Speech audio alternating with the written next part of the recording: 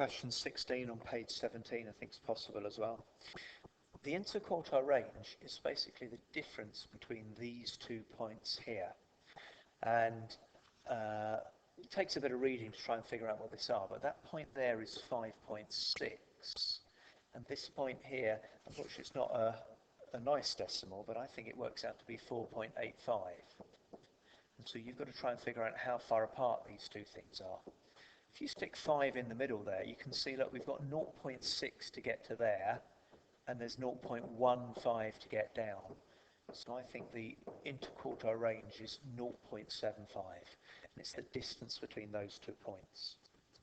The point of this box plot is that you get a quarter of the data in this part here, a quarter of the data in this part here, another quarter there, and another quarter there.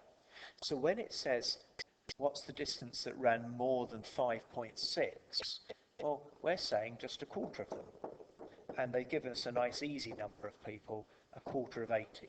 So a quarter of 80 is, of course, 20.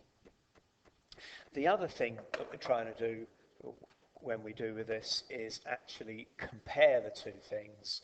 And so they've given us a second one down here to compare to. And you'll notice here that the mean of these ones here, the median of these ones here, is much lower than the median of this one here. And so this is showing us that in the second half, they didn't run as far. They ran less distance in the second half. And what we'd normally do then is look out the spread of these things here as well and compare which one's more spread out, either from the whole range or see this interquartile range looks about the same to me, doesn't it? And so you'd compare the ranges too.